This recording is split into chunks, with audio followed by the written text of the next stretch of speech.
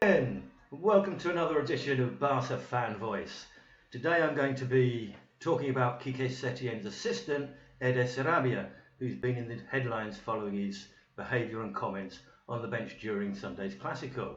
Now, if you don't know what this is about, one of the TV companies, they've done a lip-reading job on him. You know how often the coaches and the players, you see them cupping their mouth. Well, Sarabia didn't do this, so they've basically lip-read everything he's said through the game and all his comments, and there's a few outbursts that showed his frustration. It's not really important what he said. It was all pretty normal.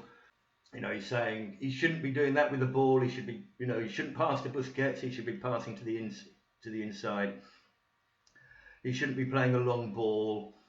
It's not really of much importance, but they're making a story about it because they're saying that the players are angry. Well, maybe they are. It's all speculation. Anyway, we're going to talk about Eder Sarabia because I was quite surprised to find out he doesn't even have a Wikipedia page. So who is he? And how did this guy come to be Quique Setien's assistant and be at Barça? Well, we really need to look at his father's story to begin with. Now, his father was a successful player. He was centre forward with Athletic de Bilbao, basically in the 1980s. He started, I think, in 1978, scored over 100 goals, was a very popular figure there. Manu Sarabia was his name.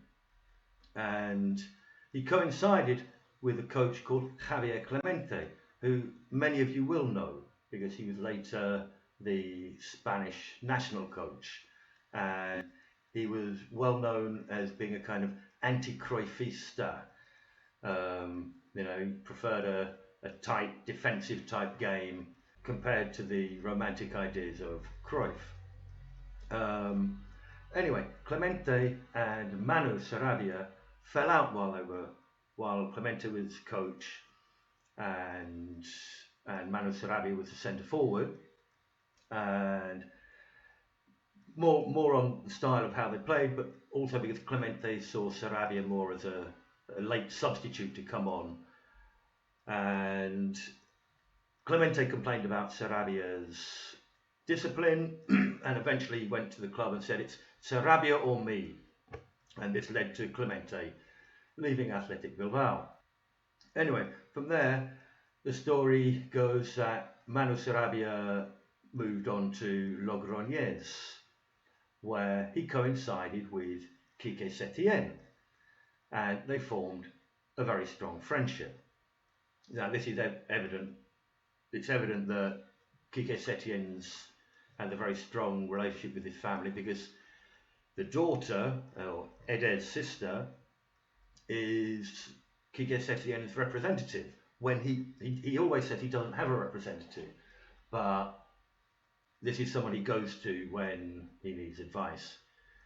Anyway, Eder wanted to be a footballer.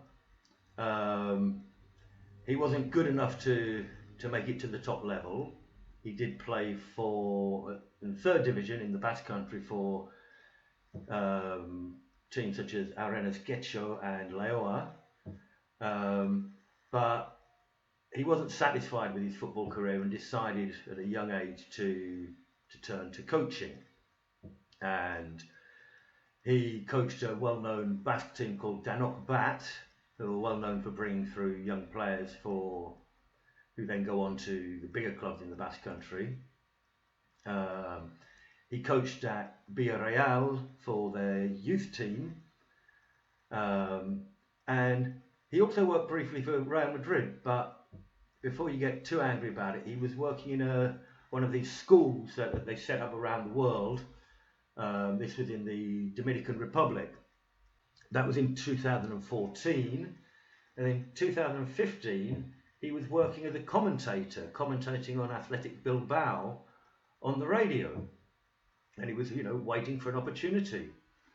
That opportunity came along when Quique Setien gave him a call, when Quique Setien got the job at Las Palmas at the end of 2015.